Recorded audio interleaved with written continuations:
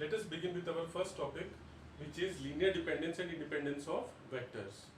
So vectors are nothing but rows or column matrices. That means if we are considering a row matrix like this, A, B, C, or a column matrix like this, 1, 2, 3. So these are nothing but rows or column vectors.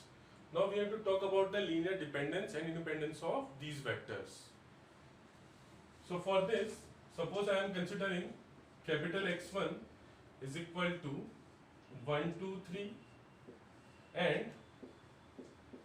X2 is equal to 2, 4, 6. Then from X2 what we can observe, that we can take 2 common from this matrix 1, 2, 3. So this X2 can now be written as X2 is equal to 2 times X1, or 2X1 minus X2 is equal to 0, or null matrix O. So from this what we can observe, that one vector X2 can be written as scalar multiple of other vector X1. So here we are taking 2 to be the scalar. So in this case we will say that the two vectors X1 and X2 are linearly dependent. So from this, how we can define linear dependence and independence of vectors? Two vectors X1 and X2 are said to be linearly dependent if one can be written as scalar multiple of other. And if this happens, then we will have a relationship between the two vectors X1 and X2. Now this is about only two vectors. Now what if we are given more than two vectors? So for that we will define what do you mean by linear dependence and independence of vectors. So now we will define what do you mean by linear dependence and independence of vectors for n vectors.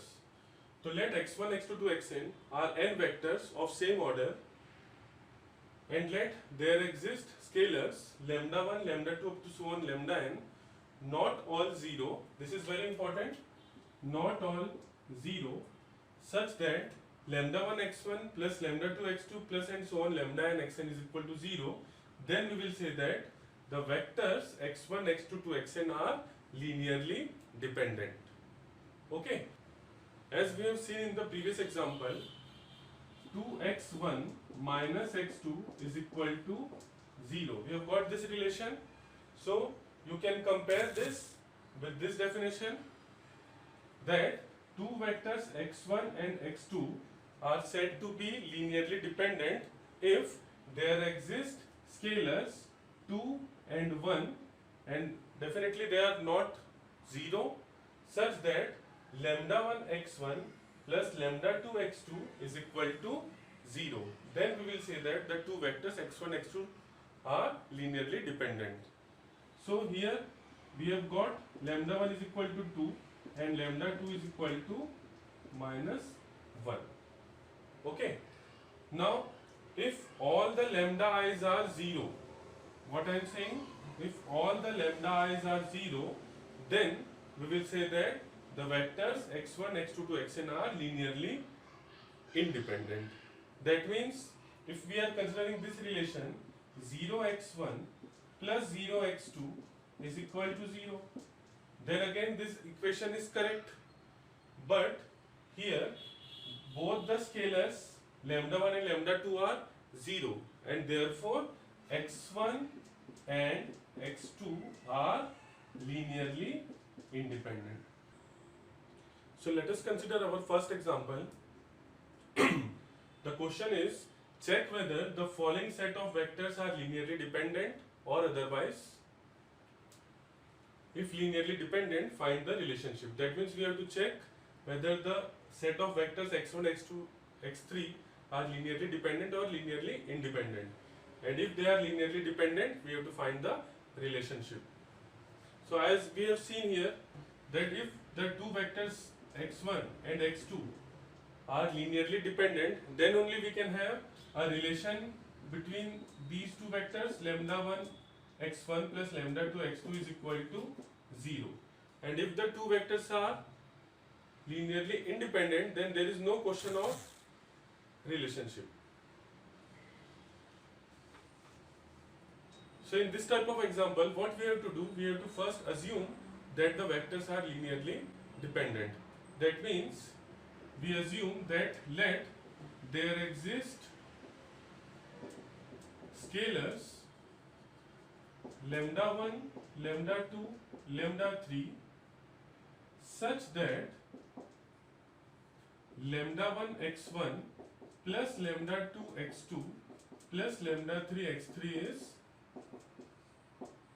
0.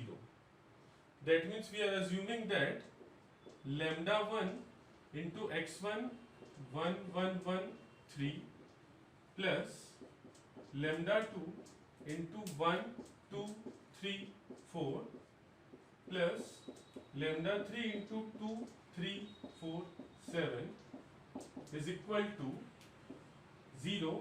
0 is nothing but a null matrix which will be of same order as the order of these vectors, because we have equality here and the two matrices can be equal only if first of all they are of same order. So now from this equation we can write this as, so these are nothing but matrices and we have to take the sum of the matrices by taking component wise addition. So it is like this: lambda 1 plus lambda 2 plus 2 lambda 3, this will be the first component. Then lambda 1 plus 2 lambda 2 plus 3 lambda 3, this will be the second component. Then lambda 1 plus 3 lambda 2 plus 4 lambda 3, and the last component will be 3 lambda 1 plus 4 lambda 2 plus 7 lambda 3, and this is equal to what? 0 0 0 0. Now if the two matrices are equal, then each and every corresponding element should be same. So this will give us 4 homogeneous equations like this: lambda 1 plus lambda 2 plus 2 lambda 3 is equal to 0. Then lambda 1 plus 2 lambda 2 plus 3 lambda 3 is equal to 0. Then lambda 1 plus 3 lambda 2 plus 4 lambda 3 is equal to 0, and at last 3 lambda 1 plus 4 lambda 2 plus 7 lambda 3 is equal to 0. So we have got the 4 homogeneous equation. Homogeneous means right hand side is 0, and now we have to solve these equations. Suppose this is 2, 3, 4 and 5. We can take this as equation number 1. So what we have to do, now we have to solve any two of these 4 equations by using Cramer's rule. So what is Cramer's rule? Suppose we are given two equations, a1x plus b1y plus c1z is equal to 0 and a2x plus b2y plus c2z is equal to 0, and you have to find the values of x, y, z. So by Cramer's rule, it is given by x upon, so you have to hide the terms of x and you have to write the coefficients of y and z in determinant form. So it is b1 c1 b2 c2. You have to take the determinant of b1 c1 b2 c2, and this is equal to minus y upon, again hide the value of y and consider the determinant like this: a1 c1 a2 c2.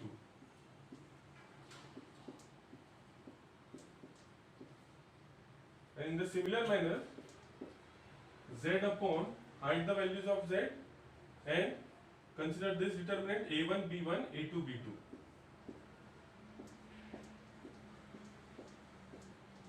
So this is how we can obtain the values of x, y, z. So remember, we are taking here x positive, then y negative, then z. So plus minus plus. So coming back to this equation, we are considering the two equations, second and third, and we will solve it using Cramer's rule. So we will have, it is lambda 1 upon, hide the values of lambda 1, and you will be getting the determinant of 1, 2, 2, 3. Then this is equal to minus lambda 2 upon, again hide these values, 1, 2, 1, 3. And then lambda 3 upon, hide the value of lambda 3, then it is 1, 1, 1, 2.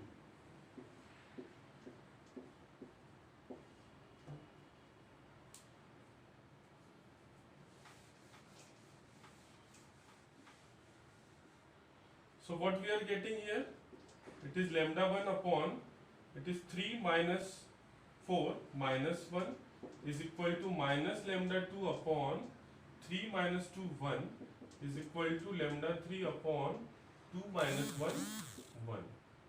So from this we can write the values of lambda 1, lambda 2, lambda 3 is lambda 1 is equal to minus 1, lambda 2 is equal to minus 1 again, and lambda 3 is equal to plus 1. Or this can also be written as lambda 1 is equal to 1, lambda 2 is equal to 1, and lambda 3 is equal to minus 1. So we have got the non-zero values of lambda 1, lambda 2, lambda 3, but these values are obtained using only equation number 2 and 3. We have to verify that are these terms of lambda 1, lambda 2, lambda 3 are satisfying equations 4 and 5 also or not. If one of these four equations is not satisfied, then we will say that the vectors are linearly independent. So put here lambda 1 is equal to 1 in equation number 4. So we are getting here 1 plus 3, 4. 4 minus 4 is 0. Yes, we are getting it. And if we are putting lambda 1 is equal to 1 here, 3 plus 4, 7 minus 7 is equal to 0. So these values of lambda 1, lambda 2, lambda 3 are satisfying equation numbers 4 and 5 also, and therefore we will say that these are our required lambda i's.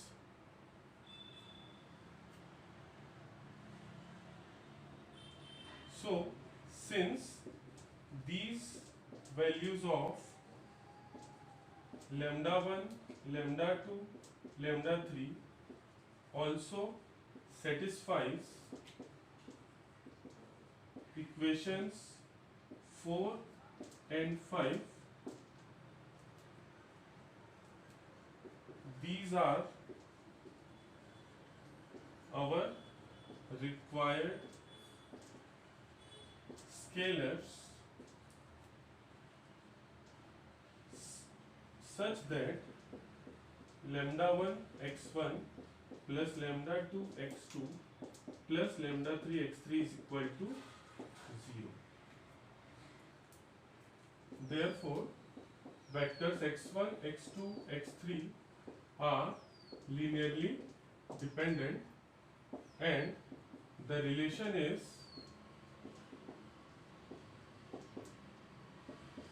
we have to write the relation from equation 1, which was our assumption.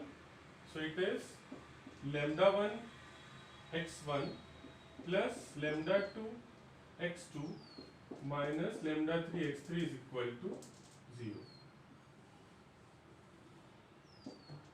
So this is our final answer.